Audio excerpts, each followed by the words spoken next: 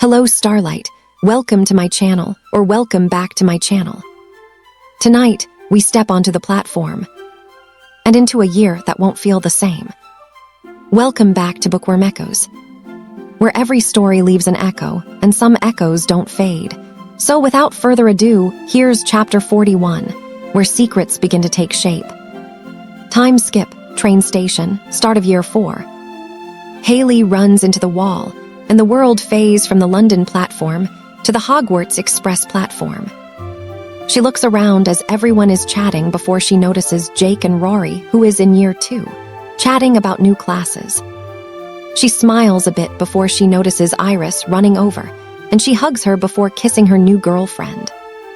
After they pulled back, Hayley smiling that soft, slightly dazed way she only ever gets with Iris. "Hi," Iris says, like they hadn't just seen each other seconds ago. Hayley lets out a quiet laugh. "Hi." Then Hayley glances around, lowering her voice slightly as she leans closer. "So, are you ready?" Iris tilts her head. "For." Hayley smirks, eyes glinting with something playful. "Madam Putterfoots." Iris blinks and then groans dramatically, dropping her forehead against Hayley's shoulder. "Oh no, absolutely not. That place is terrifying." Hayley laughs, nudging her. "It's romantic." "It's pink," Iris corrects. "Aggressively pink." Hayley smirks. "Exactly." Iris lifts her head, narrowing her eyes slightly, but there's a smile tugging at her lips. "Fine, but if there are heart-shaped confetti explosions, I'm blaming you." Hayley laughs again. "Deal." As Iris turns, Hayley grips her strap on her bag as she hid in the book James was using. Advanced Transfiguration, Human to Animal Conversion. A shout could be heard. "Prong, you absolute legend." Hayley rolls her eyes slightly as she murmurs, "Speak of the devil." She turns her head just in time to see the chaos, and she could see her brother James glowing. He's walking backward through the platform, grinning like he just personally won the Quidditch game, while Sirius, Remus, Peter, and now Lily, Marlene, and Dorcas trail around him. "No, no, no," Sirius is saying, hands raised like he's trying to calm him down, though he's clearly enjoying it. "Say it again, slowly, with feeling." James puffs up immediately. He begins dramatically, pointing at himself, "successfully completed a highly advanced and completely illegal piece of magic." "That could have killed you," Remus cuts in mildly. James waves that off, and turned into a stag. There's a pause. Then Peter claps loudly. "A full stag, antlers and everything." Marlene lets out a low whistle. "Okay, that's actually impressive." Dorcas nods. "Reckless but impressive." Lily crosses her arms, though there's a reluctant smile tugging at her lips.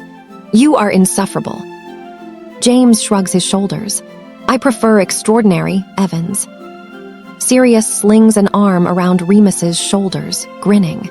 "You should have seen his face, though. First time he got it right, nearly tripped over his own legs." Remus snorts softly. "He did trip." James looks at him in offense. "I did not."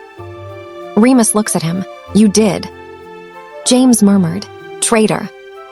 But there's warmth there, easy, familiar. Sirius leans closer to Remus, bumping his shoulder lightly. "Still worth it, though, wasn't it?"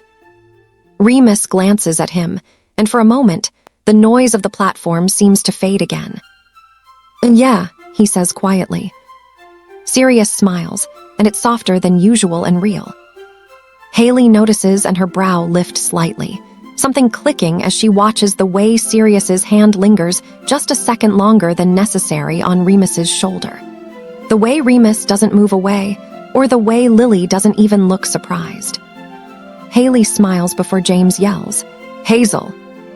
He jogs over to Hayley, and Hayley barely has the time to brace before he pulls her into a quick hug. James still beaming as he asks, "Did you see? Did you hear? I did it." She laughs as she steadies herself. "Yes, James, the entire platform heard you." James smirks, as they should. He pulls back, hands on her shoulders, practically vibrating with excitement. "I turned into a stag, an actual stag, full transformation, controlled and everything.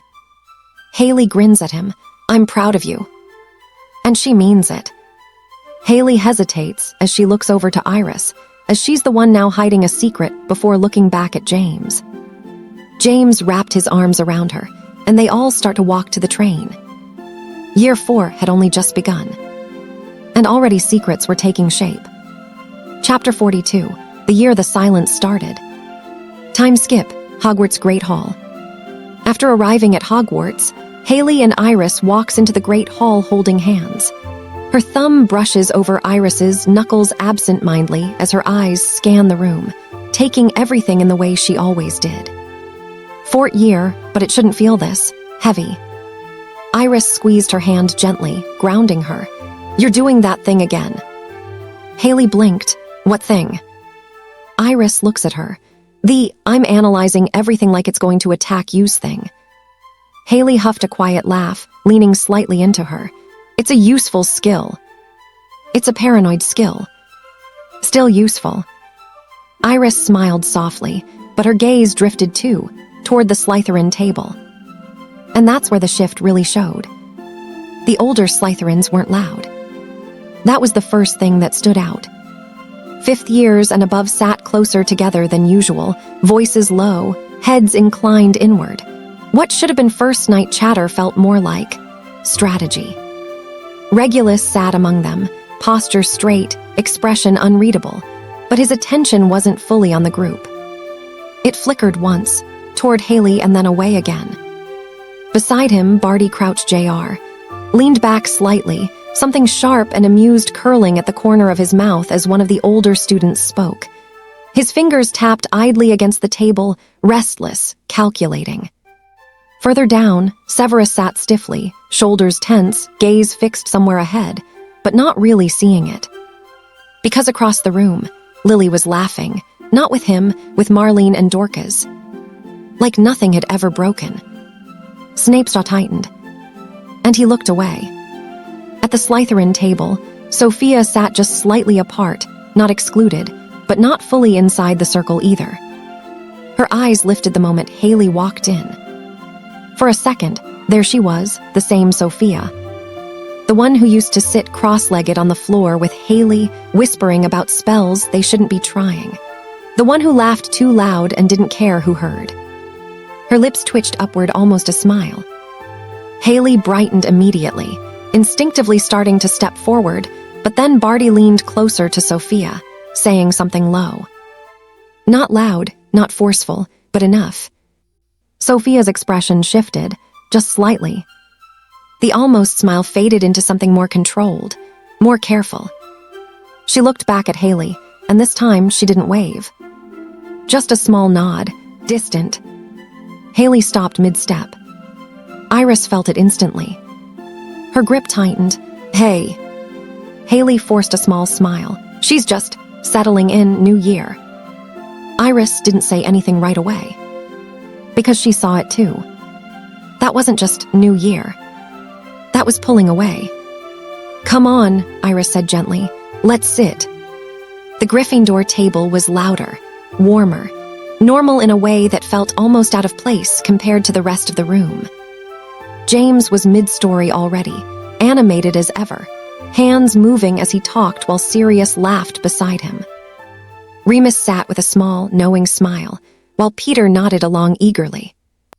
And I'm telling you, if McGonagall finds out. She won't, Sirius cut in confidently. She will, Remus said. She won't, James and Sirius said at the same time. Hayley snorted quietly as she and Iris slid into their seats. James immediately lit up. There she is. Little sister returns for another year of academic excellence and definitely not rule-breaking. Hayley raised a brow. You say that like you've ever experienced academic excellence. Rude. Accurate, Remus added mildly. Iris laughed, the sound easing some of the tension in Hayley's chest. For a moment, it felt normal again. Further down the table, Jake and Rory were deep in conversation about classes, books already spread out like they were preparing for battle. Do you think we'll actually get to try defensive spells this year? I hope so, Last year was all theory. Hayley smiled faintly at them. That was what Hogwarts was supposed to feel like. At the staff table, Dumbledore watched everything. Not obviously, but nothing escaped him. His gaze lingered briefly on the Slytherin table. Then the Gryffindor won. Then, for just a moment, on Hayley. Like he already knew. This year wasn't going to stay simple. Food came and went. Laughter rose, faded. But the feeling didn't leave. It settled. Time skip, Gryffindor common room. The fire crackled softly, casting warm light across the room as students filtered in, voices blending into a comfortable hum. But even here there were changes. Older students clustered together in quieter conversations. Doors opened and closed more often. Secrets moved faster than gossip. Hayley sat on the arm of a chair, Iris tucked comfortably beside her, their shoulders pressed together. "I don't like it," Hayley murmured. Iris tilted her head. "What part?" "All of it." She exhaled slowly, gaze drifting toward the window. "It feels like something's starting." Iris studied her for a moment, before resting her head lightly against Hayley's shoulder. "Then we face it," she said simply. Hayley glanced at her.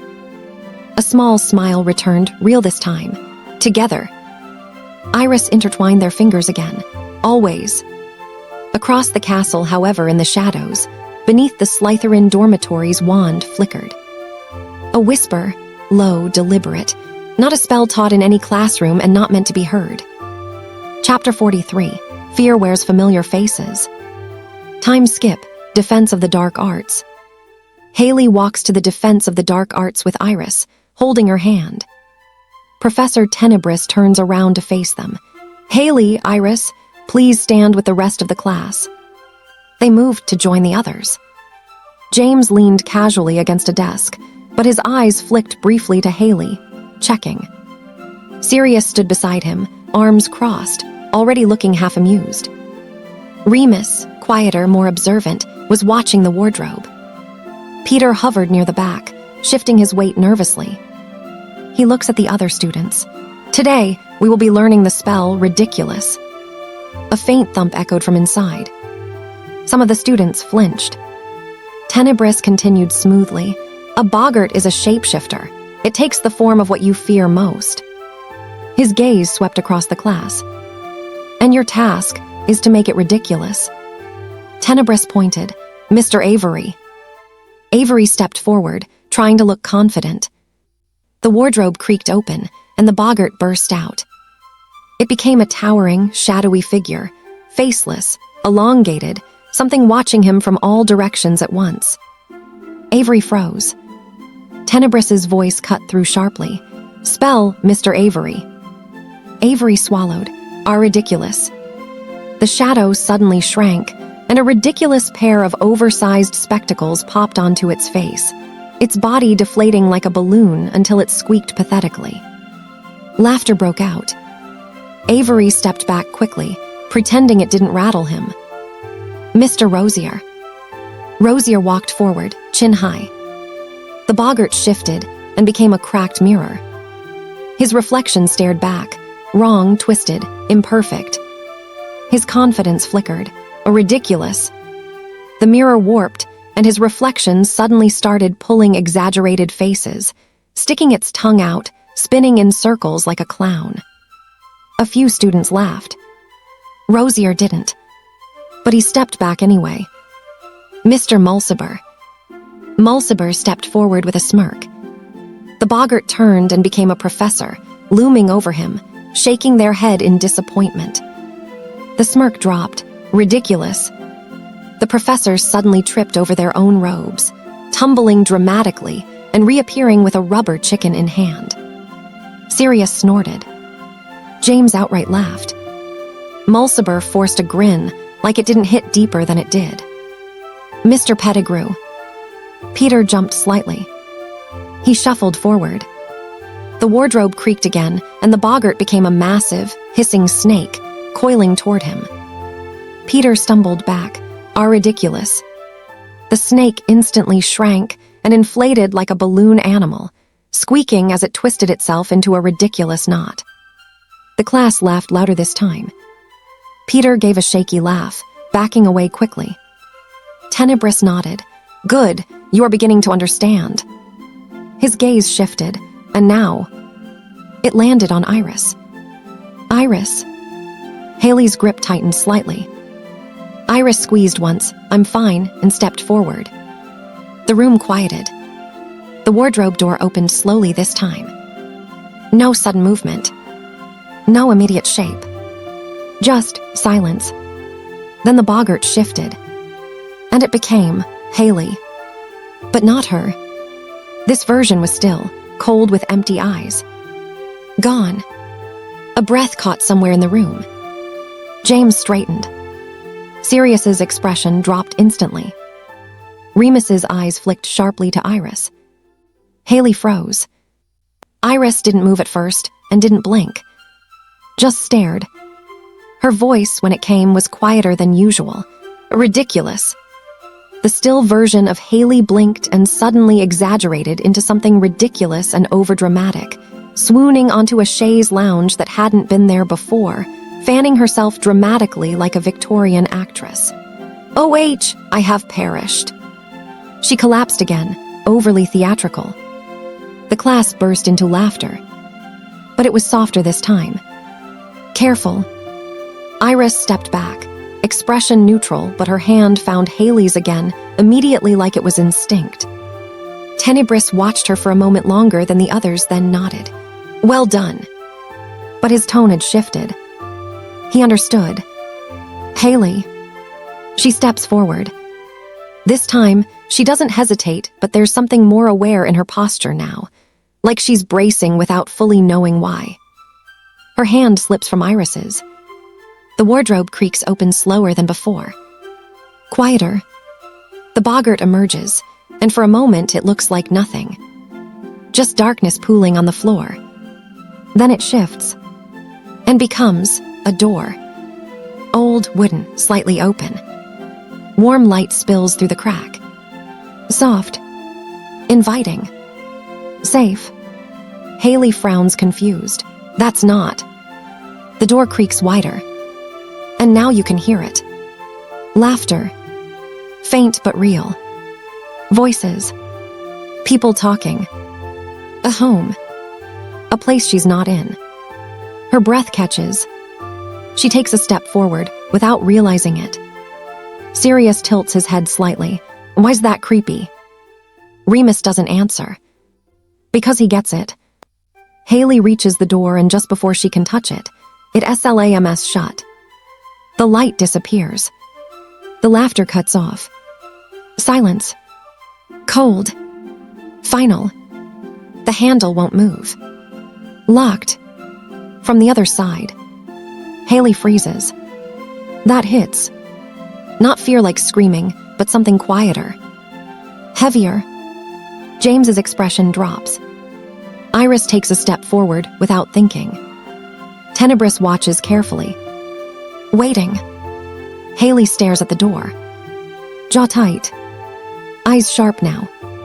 Understanding it. Feeling it. Then firmly. Ridiculous. The door shudders, then suddenly swings open again, and only now. It reveals absolute chaos inside. People slipping over each other, someone dropping plates, exaggerated shouting. One person trips over nothing and knocks into 3 others like dominoes. The warm, perfect home turns into complete, ridiculous disarray. Over the top. Messy. Unreal. The class bursts into laughter. Sirius grins. There we go. James lets out a breath he didn't realize he was holding.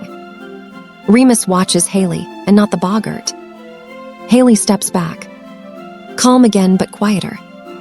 And when she reaches Iris, she takes her hand again like it's instinct.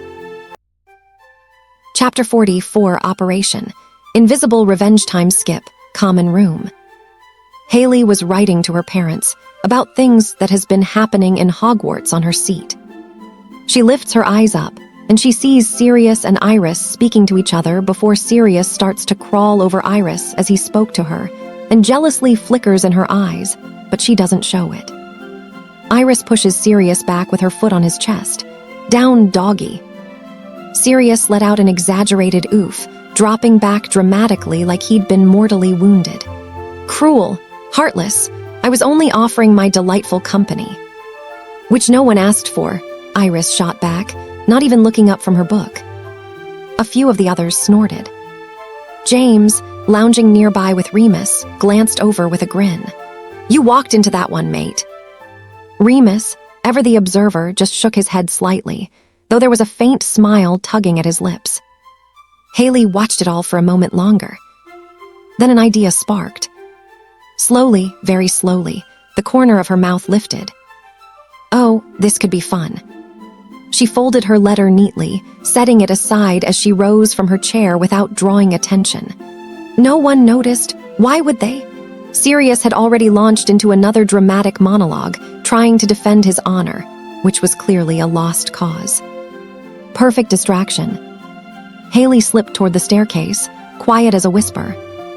Time skip, girls' dormitory. The moment the door shut behind her, Hayley moved quickly, pulling out her wand. All right, she murmured to herself, packing once. She'd been working on this spell for weeks, tweaking it, adjusting it, testing it in small bursts. Now she was about to use it. A grin spread across her face. Elusio absconder. A soft shimmer rippled over her form, like heat bending the air, and then she was gone. Not gone, but invisible enough. She held up her hand, watching as it disappeared completely from sight. Oh, that is brilliant, she whispered, barely containing her excitement. Time skip, common room. Hayley slipped back down the stairs, completely unnoticed. She moved easily through the room, weaving between chairs and tables, her footsteps light and careful. The noise of the common room covered any small sound she made. Her gaze locked onto Sirius first. He was mid-sentence, and frankly, I think I deserve an apology. Flick. Sirius froze. Did. He slapped a hand to his ear, whipping around. Oi, who? Nothing. No one near him had moved. James burst out laughing. What are you on about now? I swear someone. Sirius narrowed his eyes, spinning slightly as if expecting someone to reveal themselves.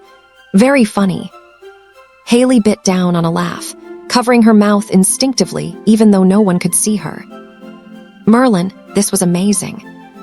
She circled around him, slow and silent, watching his growing suspicion. Then she moved on. Target number 2. James Potter. He was still grinning, completely relaxed, clearly enjoying Sirius's confusion. Hayley tilted her head slightly, lining it up in flick. James jerked. What the? His hand flew to his ear as he looked around wildly. All right, which one of you? Remus raised an eyebrow. We're all right here, James. I felt that, James insisted, standing up now, scanning the room like he was preparing for battle. Sirius straightened, pointing at him. Ha, see, I told you. Yeah, because I'd randomly flick your ear. Wouldn't put it past you. Hayley was fully grinning now, barely holding it together as chaos started to build. James turned slowly, suspicious. All right, something weird is going on. Remus leaned back slightly, studying the room with quiet interest now. You might not be wrong. Hayley stilled for a second. Oh, he's clever. But not clever enough. She stepped back, blending into the unseen edges of the room as Sirius and James started accusing each other, voices overlapping. Admit it, you did it. Why would I flick myself, you idiot? Oh, you absolutely would. Laughter broke out around them. And through it all, Hayley stood invisible, watching, victorious. Her eyes flicked briefly back to Sirius, who was still arguing. Still completely unaware. And that small, hidden flicker of jealousy from earlier. Gone, replaced with something far more dangerous and satisfaction. Chapter 45, the day Hayley snapped. Time skip after classes. The sun was glinting off the Great Lake, but for Hayley Potter and Iris Evans, the peaceful post-exam atmosphere was shattered by a chorus of jeering laughter. Across the grass, a crowd had gathered, circling a scene that made Hayley's stomach churn with familiar frustration. James was standing there, his wand flourished with arrogant ease, while Severus Snape dangled ignominiously upside down in the air by his ankle. Sirius Black stood beside him, barking with laughter as soap bubbles spilled from Snape's mouth. "Give it a rest, James." Lily Evans' voice rang out, sharp with indignation as she tried to intervene, but James only smoothed his hair and offered a crooked, teasing grin. "I will if you go out with me, Evans," James joked, his eyes dancing. Hayley didn't wait for Lily's retort or Snape's inevitable, venomous lashing out. She saw the look on James's face, that specific, high-on-adrenaline spark, and she knew he was seconds away from doing something truly irredeemable. "I've had enough," Hayley muttered to Iris. As Lily turned away in disgust, and James raised his wand again, shouting to the crowd about Snape's trousers, Hayley marched through the circle of students. The laughter died down into hushed whispers as she bypassed the dangling Snape entirely and went straight for the source of the chaos. Without a word, Hayley reached up and snagged James firmly by both ears. "Ow, bloody hell, Howls, let go." James yelped, the Levicorpus spell breaking instantly. Snape crumpled to the ground in a heap of robes and bubbles, but Hayley didn't even look back. "Move, Sirius," she snapped at the stunned Black, who scrambled out of her way. She didn't let go. She hauled James by his ears across the lawn, his knees buckling as he tried to keep up with her furious pace. Iris followed closely behind, casting a final, sympathetic glance at Lily before the group disappeared into the castle. The trek to the Gryffindor Tower was marked by James's continuous protests and the occasional "watch it" as Hayley navigated him around suit of armor. The moment the fat lady swung open, Hayley shoved him toward the center of the common room. "Are you completely thick?" Hayley exploded, her voice echoing off the stone walls. "Out of boredom, James. You're a prefect. You're supposed to have at least a fraction of a brain, yet you act like a common bully because the sun is out. You look pathetic, not cool. And Sirius, don't you dare smirk, you're just as bad for feeding into it." She spent the next 20 minutes dismantling their egos, ignoring James's attempts to claim it was just a bit of fun. By the time she was done, the common room was deathly silent, and James was looking uncharacteristically small on the hearthrug. Chapter 46, The Prank That Went Too Far Time Skip Hallway, the next day.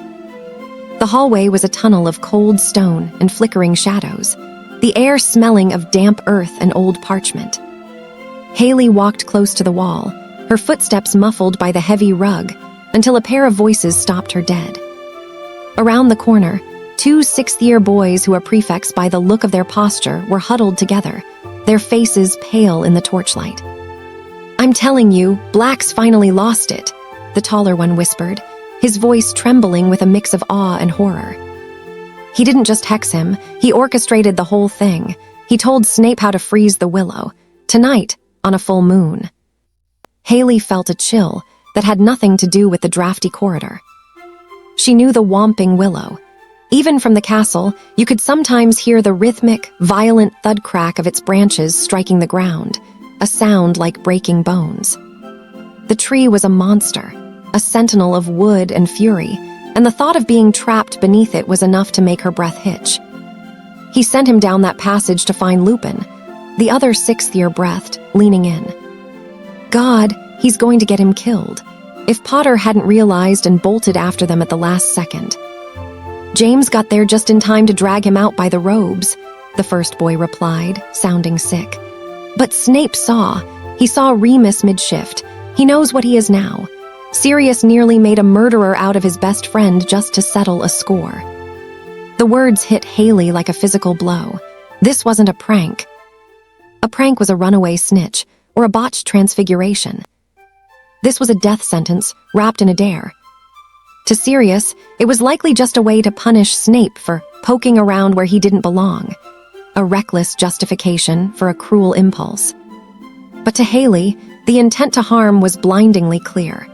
She leaned her head against the freezing stone wall, the cold seeping into her skin. Sirius hadn't just endangered Snape. He had weaponized Remus's greatest tragedy. In one moment of arrogance, Sirius had shattered something that could never be mended. As she listened to the older students hurry away, their cloaks snapping in the dark, Hayley realized the Marauders would never be the same. She pictured Sirius in the common room, his feet kicked up on a table, tossing his hair back and laughing while Remus sat in the hospital wing, recovering from a night of agony, unaware that his boyfriend had turned him into a potential executioner.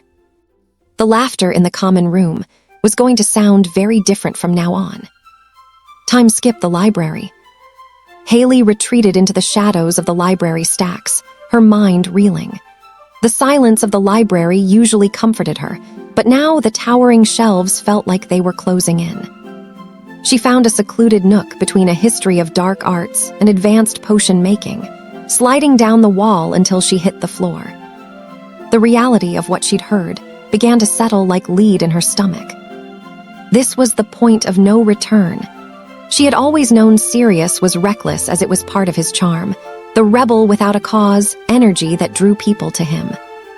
But this was different. This was calculated. She thought of Severus Snape. She didn't particularly like him. He was bitter, prone to dark magic, and looked at everyone with a sneer that suggested he'd already decided they were beneath him. But did he deserve to be torn apart? Did he deserve to have his curiosity turned into a trap that would haunt his nightmares forever? Hayley realized that the dynamics of Hogwarts had shifted in a single night. The sixth years had spoken with a finality that terrified her. Snape wouldn't just be angry, he would be dangerous. A man who knows his life was treated as a disposable pawn is a man with nothing left to lose. And then there was Remus. Hayley felt a hot prickle of tears in her eyes. Remus Lupin was the kindest of the four. He was the one who helped younger students with their charms, the one who always had a bit of chocolate to share when someone was feeling low. Sirius had taken that kindness and twisted it. If Remus had actually killed Snape, he would never have recovered. He would have been executed or sent to Azkaban, all because Sirius Black thought it would be funny to see Snape's reaction. She stayed there for a long time, the cold of the stone floor soaking through her robes.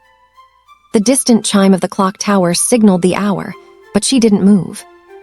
She couldn't face the Gryffindor common room yet. She couldn't look at Sirius's handsome, arrogant face and not see the darkness he was capable of. It was just a joke, Hayley. She could almost hear him saying, his voice full of that effortless confidence. Snape was sticking his nose into things that were none of his business. He deserved a scare. But the scare had almost ended in a funeral. The line between a joke and a tragedy was thin, and Sirius had jumped over it without a second thought. Hayley finally stood up, her legs stiff. She smoothed her robes, her face set in a mask of grim determination. She didn't know what she was going to do with this information, but she knew one thing for certain. She could never look at the Marauders the same way again. The golden boys of Gryffindor were tarnished, and the shadows they cast were longer and darker than anyone realized. As she walked back toward the common room, the thud-thud of the Whomping Willow seemed to echo in her heart, a constant reminder of the violence that lived just beneath the surface of their school days. The prank was over, but the haunting had just begun. Chapter 47. The night they became free-time skip tea and frills at Madame Puddifoot's, couple of months later. The transition from the heavy, suffocating atmosphere of the castle to the saccharine warmth of Hogsmeade felt like stepping into a different world. The weight of what Hayley had overheard about Sirius and the willow still sat like a stone in her chest. But for today, she tried to let the pink lace and floating confetti of Madame Puddifoot's act as a shield. The tea shop was a riot of pastel colors and hovering golden cherubs that dropped bits of silver glitter into people's hair. It was claustrophobic in a completely different way than the Hogwarts corridors, which is sweet, warm, and smelling intensely of dried rose petals and cinnamon.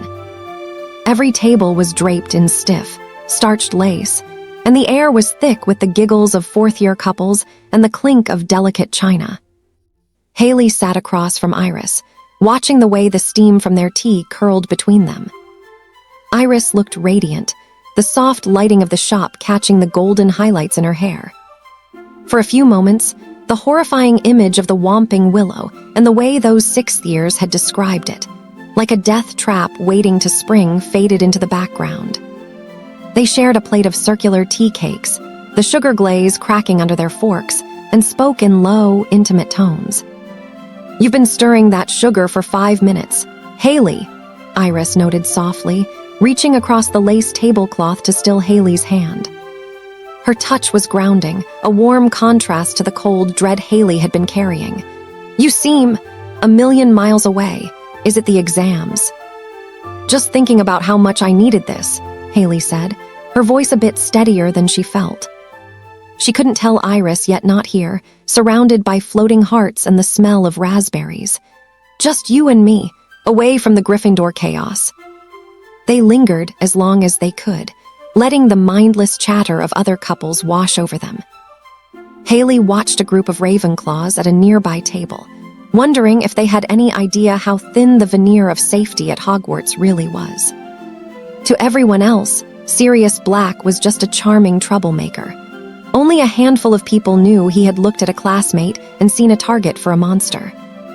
She squeezed Iris's hand back with a desperate kind of intensity, clinging to the normalcy of the date until the sun began to dip, casting long, honey-colored shadows over the high street.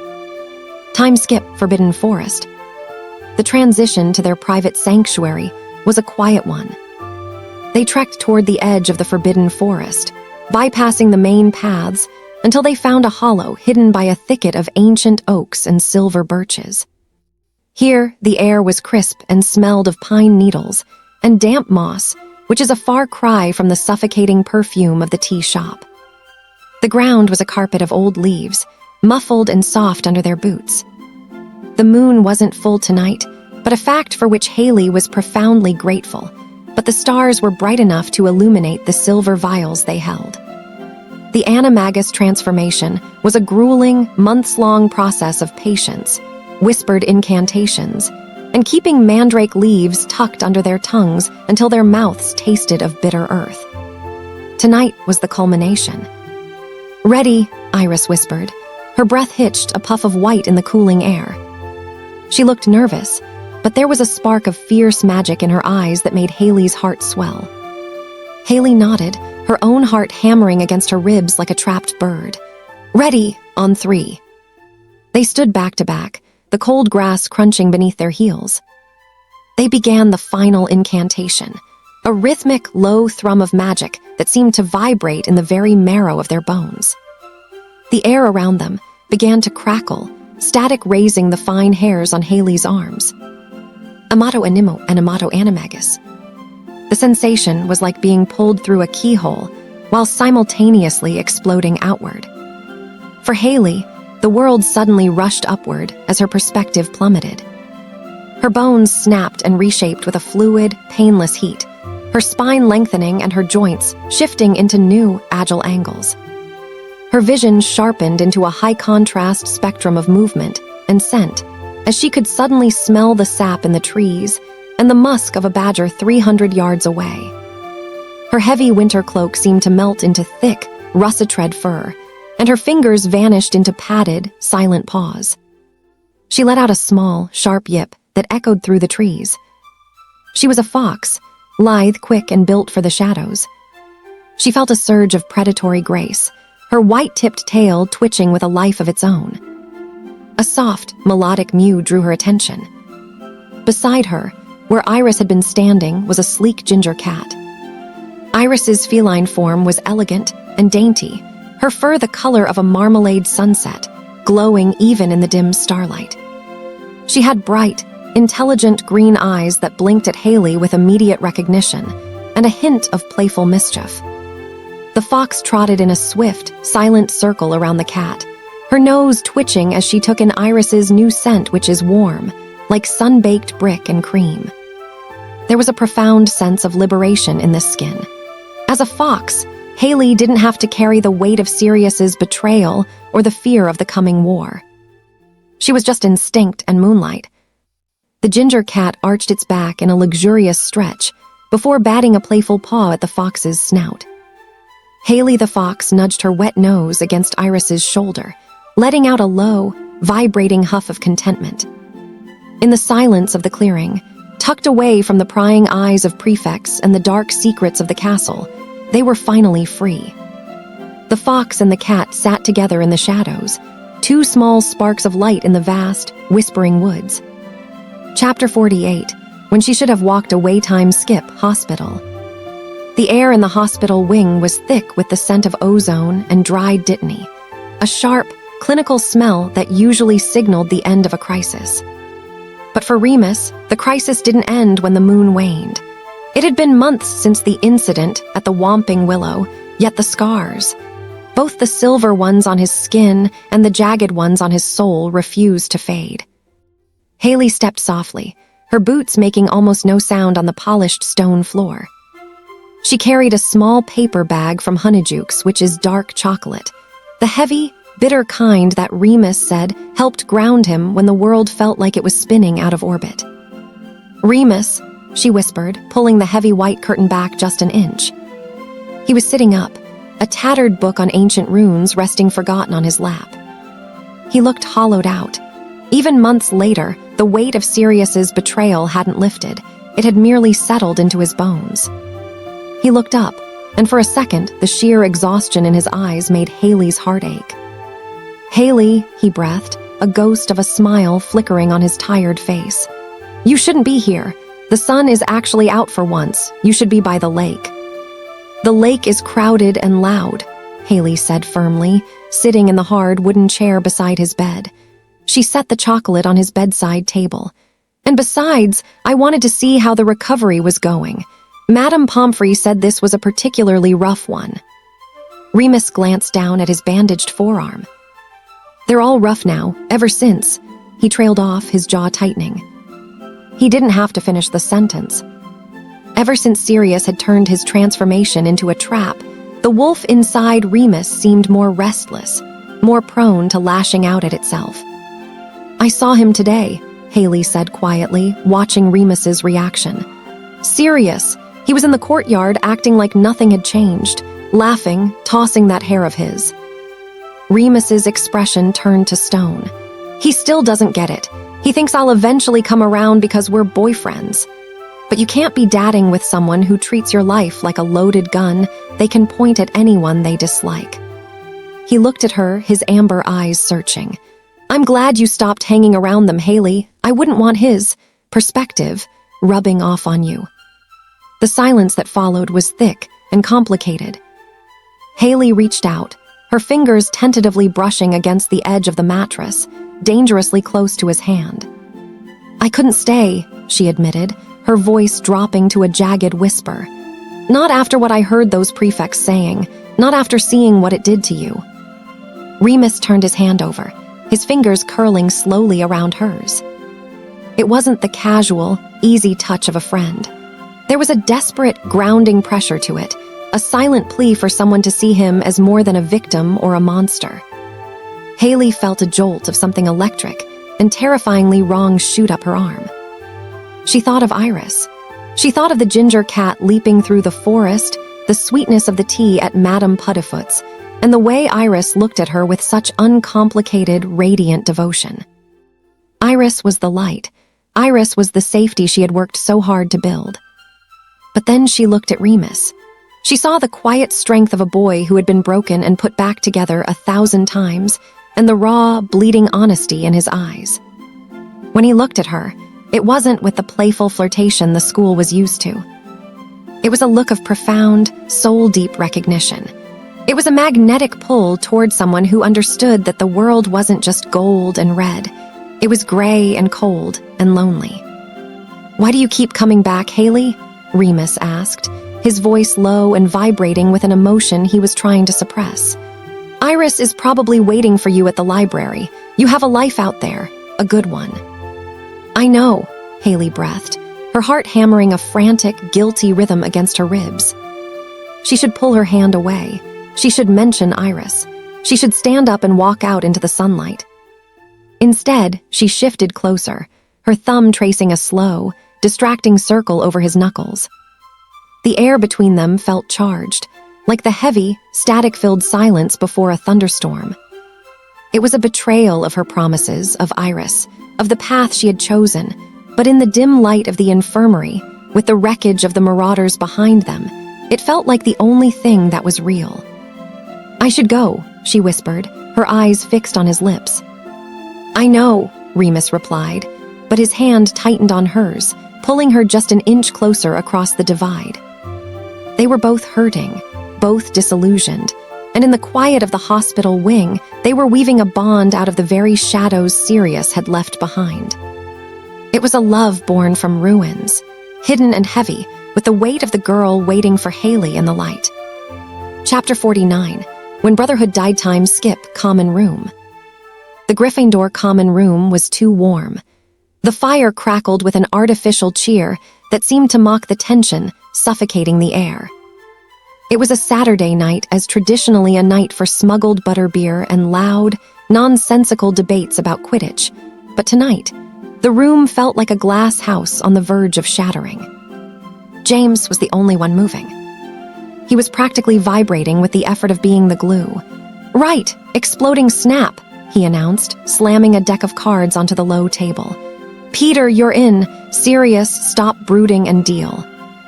"I'm not brooding, prongs," Sirius said, his voice a fraction too loud, too performative. He leaned back in his armchair, tossing his hair with a practiced arrogance that didn't reach his eyes. "I'm merely waiting for the competition to grow a backbone."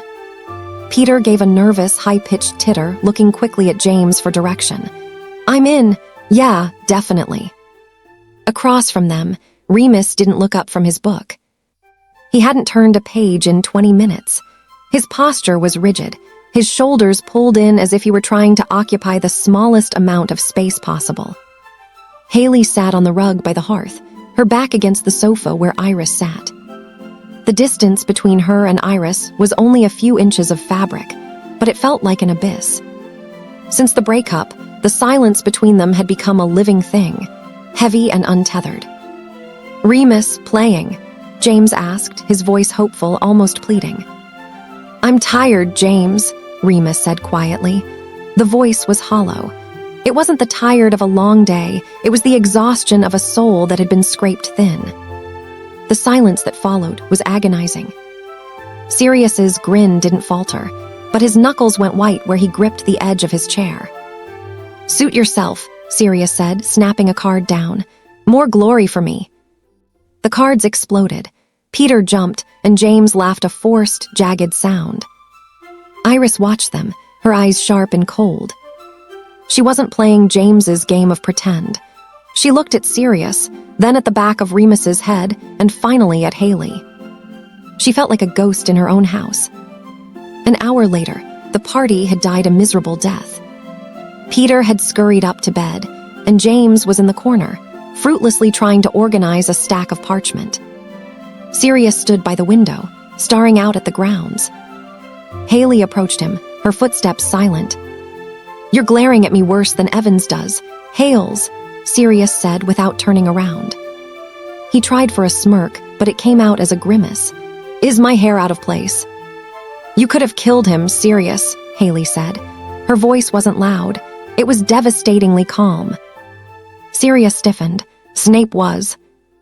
"I'm not talking about Snape," she interrupted, stepping into his line of sight.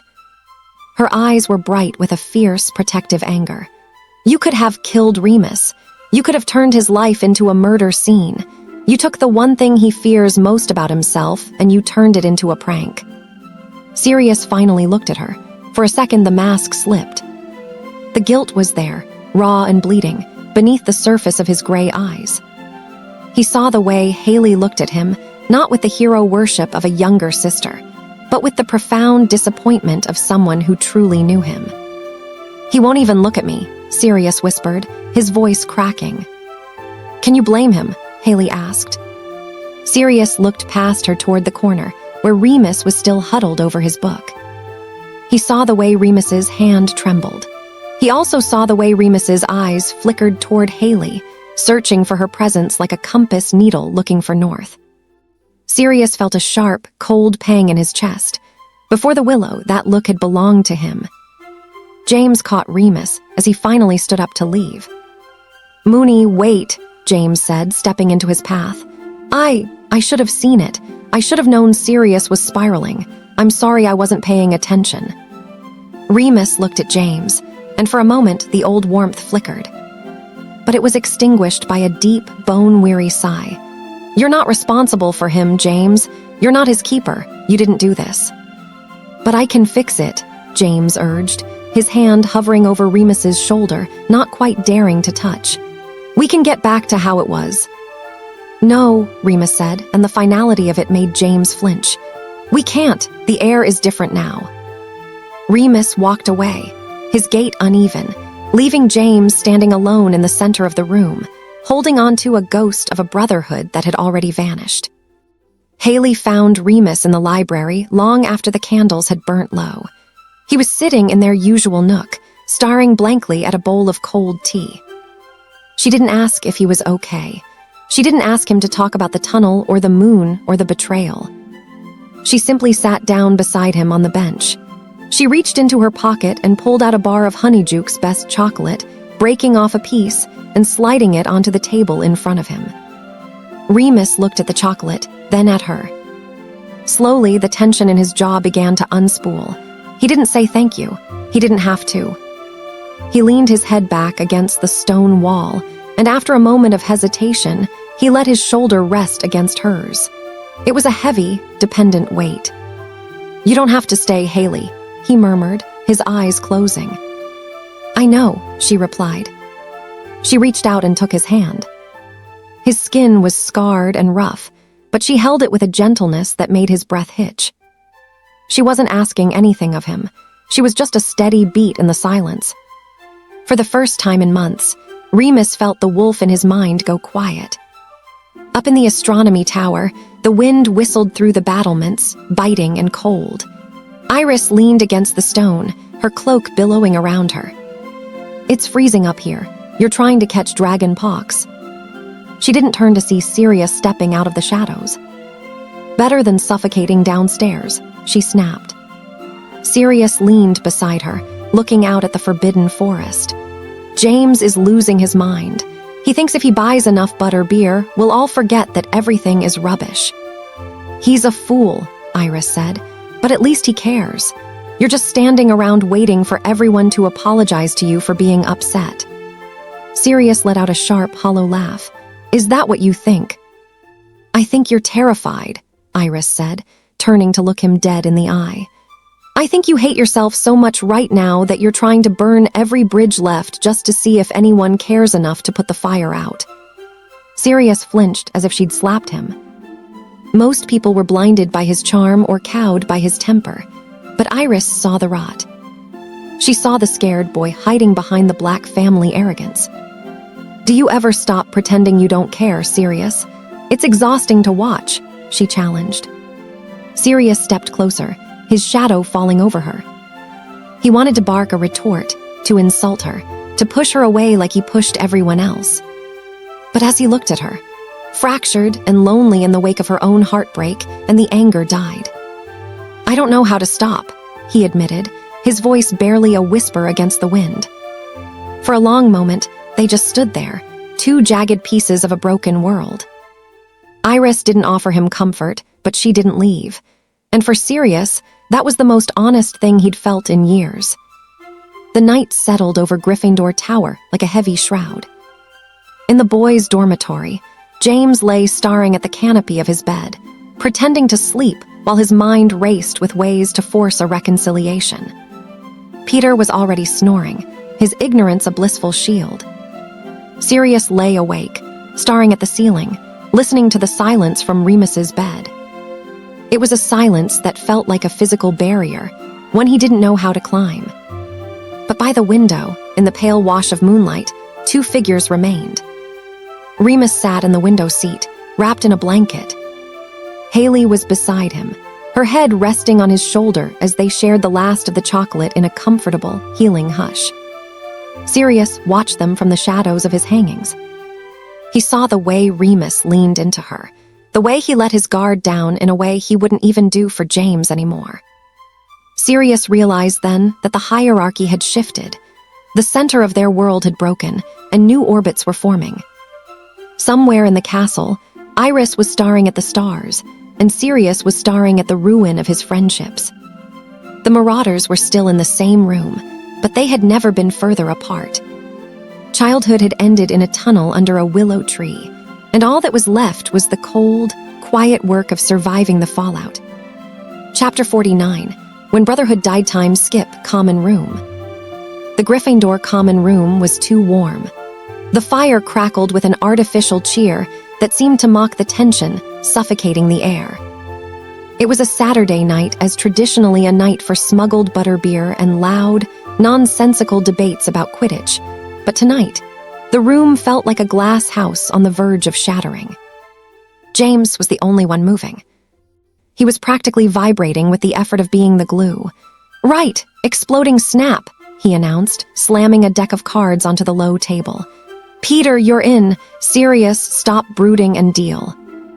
"I'm not brooding, prongs," Sirius said, his voice a fraction too loud, too performative. He leaned back in his armchair, tossing his hair with a practiced arrogance that didn't reach his eyes. "I'm merely waiting for the competition to grow a backbone." Peter gave a nervous, high-pitched titter, looking quickly at James for direction. "I'm in. Yeah, definitely." Across from them, Remus didn't look up from his book. He hadn't turned a page in 20 minutes. His posture was rigid, his shoulders pulled in as if he were trying to occupy the smallest amount of space possible. Hayley sat on the rug by the hearth, her back against the sofa where Iris sat. The distance between her and Iris was only a few inches of fabric, but it felt like an abyss. Since the breakup, the silence between them had become a living thing, heavy and untethered. "Remus, playing?" James asked, his voice hopeful, almost pleading. "I'm tired, James," Remus said quietly. The voice was hollow. It wasn't the tired of a long day, it was the exhaustion of a soul that had been scraped thin. The silence that followed was agonizing. Sirius's grin didn't falter, but his knuckles went white where he gripped the edge of his chair. "Suit yourself," Sirius said, snapping a card down. "More glory for me." The cards exploded. Peter jumped, and James laughed a forced, jagged sound. Iris watched them, her eyes sharp and cold. She wasn't playing James's game of pretend. She looked at Sirius, then at the back of Remus's head, and finally at Hayley. She felt like a ghost in her own house. An hour later, the party had died a miserable death. Peter had scurried up to bed, and James was in the corner, fruitlessly trying to organize a stack of parchment. Sirius stood by the window, staring out at the grounds. Hayley approached him, her footsteps silent. "You're glaring at me worse than Evans does. Hales," Sirius said without turning around. He tried for a smirk, but it came out as a grimace. "Is my hair out of place?" "You could have killed him, Sirius," Hayley said. Her voice wasn't loud. It was devastatingly calm. Sirius stiffened. "Snape was." "I'm not talking about Snape," she interrupted, stepping into his line of sight. Her eyes were bright with a fierce, protective anger. "You could have killed Remus. You could have turned his life into a murder scene. You took the one thing he fears most about himself, and you turned it into a prank." Sirius finally looked at her. For a second, the mask slipped. The guilt was there, raw and bleeding, beneath the surface of his gray eyes. He saw the way Hayley looked at him, not with the hero worship of a younger sister, but with the profound disappointment of someone who truly knew him. "He won't even look at me," Sirius whispered, his voice cracking. "Can you blame him?" Hayley asked. Sirius looked past her toward the corner, where Remus was still huddled over his book. He saw the way Remus's hand trembled. He also saw the way Remus's eyes flickered toward Hayley, searching for her presence like a compass needle looking for north. Sirius felt a sharp, cold pang in his chest. Before the willow, that look had belonged to him. James caught Remus as he finally stood up to leave. "Moony, wait," James said, stepping into his path. I should have seen it. I should have known Sirius was spiraling. I'm sorry I wasn't paying attention." Remus looked at James, and for a moment the old warmth flickered. But it was extinguished by a deep, bone-weary sigh. "You're not responsible for him, James. You're not his keeper. You didn't do this." "But I can fix it," James urged, his hand hovering over Remus's shoulder, not quite daring to touch. "We can get back to how it was." "No," Remus said, and the finality of it made James flinch. "We can't. The air is different now." Remus walked away, his gait uneven, leaving James standing alone in the center of the room, holding onto a ghost of a brotherhood that had already vanished. Hayley found Remus in the library long after the candles had burnt low. He was sitting in their usual nook, staring blankly at a bowl of cold tea. She didn't ask if he was okay. She didn't ask him to talk about the tunnel or the moon or the betrayal. She simply sat down beside him on the bench. She reached into her pocket and pulled out a bar of Honeyjuke's best chocolate, breaking off a piece and sliding it onto the table in front of him. Remus looked at the chocolate, then at her. Slowly, the tension in his jaw began to unspool. He didn't say thank you. He didn't have to.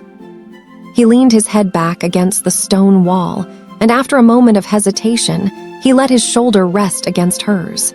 It was a heavy, dependent weight.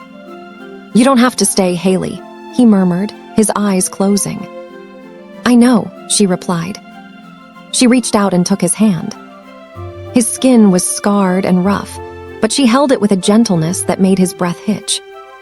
She wasn't asking anything of him. She was just a steady beat in the silence. For the first time in months, Remus felt the wolf in his mind go quiet. Up in the astronomy tower, the wind whistled through the battlements, biting and cold. Iris leaned against the stone, her cloak billowing around her. "It's freezing up here. You're trying to catch dragon pox." She didn't turn to see Sirius stepping out of the shadows. "Better than suffocating downstairs," she snapped. Sirius leaned beside her, looking out at the forbidden forest. "James is losing his mind. He thinks if he buys enough butter beer, we'll all forget that everything is rubbish." "He's a fool," Iris said, "but at least he cares. You're just standing around waiting for everyone to apologize to you for being upset." Sirius let out a sharp, hollow laugh.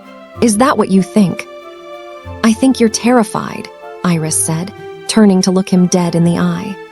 "I think you hate yourself so much right now that you're trying to burn every bridge left just to see if anyone cares enough to put the fire out." Sirius flinched as if she'd slapped him. Most people were blinded by his charm or cowed by his temper, but Iris saw the rot. She saw the scared boy hiding behind the Black family arrogance. "Do you ever stop pretending you don't care, Sirius? It's exhausting to watch," she challenged. Sirius stepped closer, his shadow falling over her. He wanted to bark a retort, to insult her, to push her away like he pushed everyone else. But as he looked at her, fractured and lonely in the wake of her own heartbreak, and the anger died. "I don't know how to stop," he admitted, his voice barely a whisper against the wind. For a long moment, they just stood there, two jagged pieces of a broken world. Iris didn't offer him comfort, but she didn't leave. And for Sirius, that was the most honest thing he'd felt in years. The night settled over Gryffindor Tower like a heavy shroud. In the boys' dormitory, James lay staring at the canopy of his bed, pretending to sleep while his mind raced with ways to force a reconciliation. Peter was already snoring, his ignorance a blissful shield. Sirius lay awake, staring at the ceiling, listening to the silence from Remus's bed. It was a silence that felt like a physical barrier, one he didn't know how to climb. But by the window, in the pale wash of moonlight, two figures remained. Remus sat in the window seat, wrapped in a blanket. Hayley was beside him, her head resting on his shoulder as they shared the last of the chocolate in a comfortable, healing hush. Sirius watched them from the shadows of his hangings. He saw the way Remus leaned into her, the way he let his guard down in a way he wouldn't even do for James anymore. Sirius realized then that the hierarchy had shifted. The center of their world had broken, and new orbits were forming. Somewhere in the castle, Iris was staring at the stars, and Sirius was staring at the ruin of his friendships. The Marauders were still in the same room, but they had never been further apart. Childhood had ended in a tunnel under a willow tree, and all that was left was the cold, quiet work of surviving the fallout.